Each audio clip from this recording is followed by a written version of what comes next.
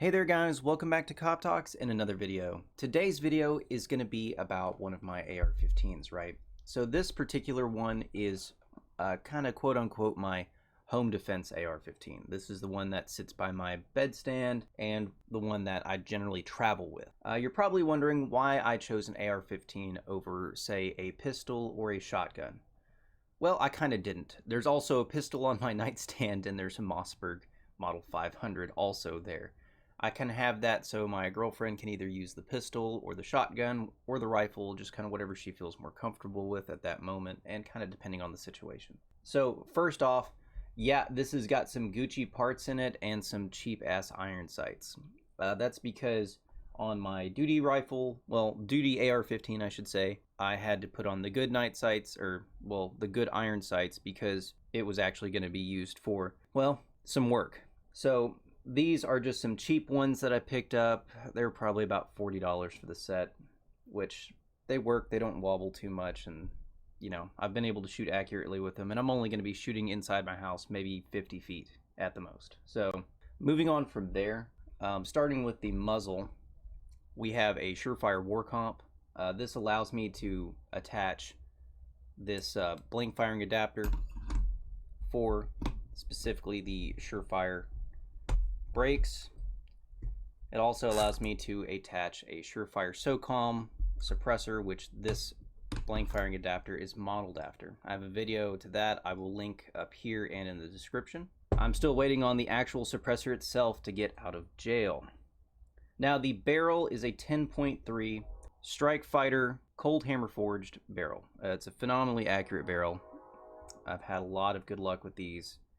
They've been very durable, very accurate. The balance, I like the contour on it. It's very balanced. It feels very light up front. The weight kind of centers itself about at the mag well, and it's something I like.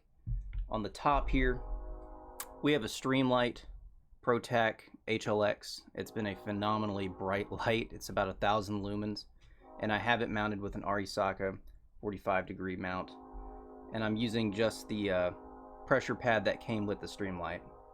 Oh, I hate that train so much. Right here, this device actually allows me to attach a brass catcher whenever I'm doing blank drills or something in the backyard or in my house. That way I'm not leaving brass everywhere my girlfriend wants to chop my head off. The gas block is an SLR titanium adjustable gas block. I had that left over from a different build that I had done and decided to use it on here. It's very lightweight. It's a clamp-on. It creates a very good gas seal, and it's been staked in, well, not staked, I'm sorry, it's been pinned. The rail is a Geissele Mark 8 9.5 inch rail. It's M-lock. It has QD attachment points on the left and right. It's a very lightweight, very strong rail. Been very happy with that. I didn't think I would like it at first, but I've come to really like Geissele stuff. The upper receiver is a billet Ranier Arms Ultra Match upper.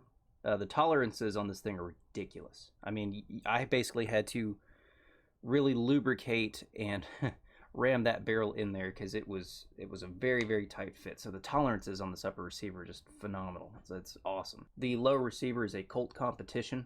It's one of the last ones that was actually made in Texas, so kind of had to splurge and pick that up. The bolt catch here is a Phase 5 low profile. This was actually designed for their side charging, or to be compatible with side charging uppers.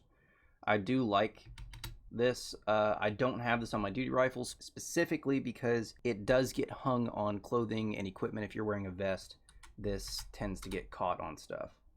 I like to try and keep it profile, but this was kind of modeled after a competition rifle that I had.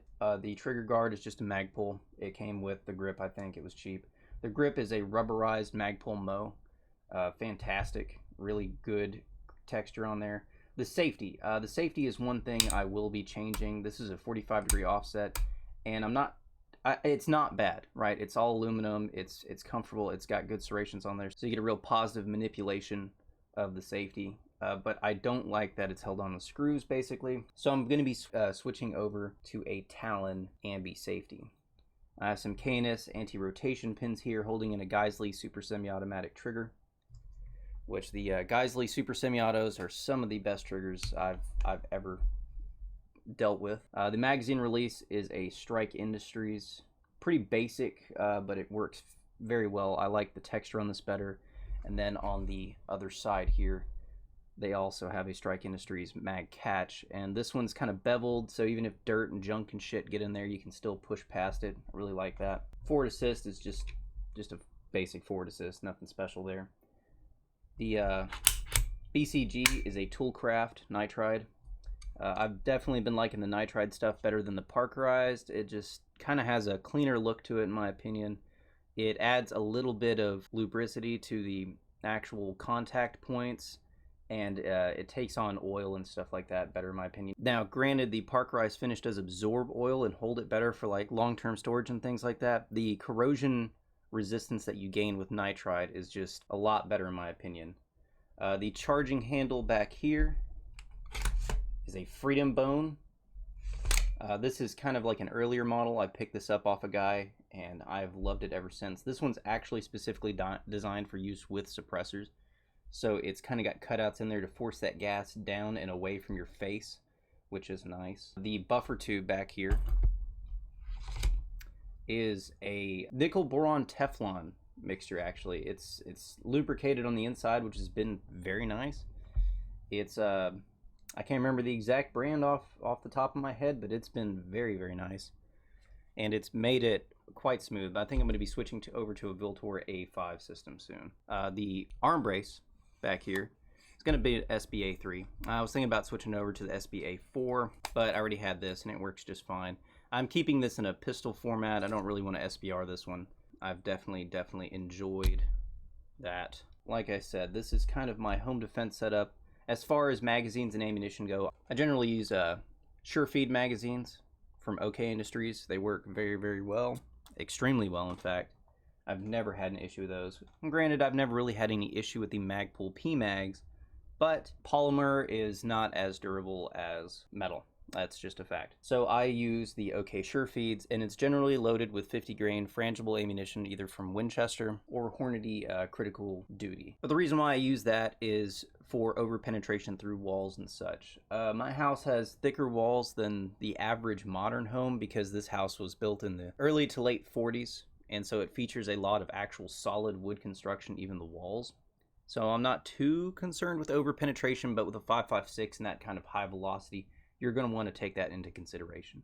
So I'm going to link a video up to here from Tactical Rifleman on why I chose frangible ammunition for use in a home defense AR-15. Basically, it dumps all that energy into the soft target and has a very low likelihood of over penetration and going into the next room. Anyway, guys, that's kind of my overview on my home defense rifle. Well, AR-15, I should say, since this is in a pistol configuration. If you have any questions about it, feel free to ask. I don't mind answering any questions. Spreading knowledge is definitely a hobby of mine. If there's anything you want to know about this particular AR-15 or any of the other ones I'm going to be doing later, you just go ahead and let me know down in the comments below. If you would, please leave a like and subscribe. That would be fantastic. It really helps me out. It kind of helps me grow this channel and offer more things in the future. Anyway, guys, know your gear, get some training, become confident with what you have. Always make sure you take into account your situation, your area, and what you're going to be doing with it. And, of course, follow all the basic safety rules. Treat every firearm as if it's loaded. Never put your finger on the trigger until you're ready to shoot. Know your target and what's beyond it. And definitely learn some first aid skills. Anyway, guys, I really appreciate you joining me today. I hope you stay safe out there. I hope you have a fantastic new year.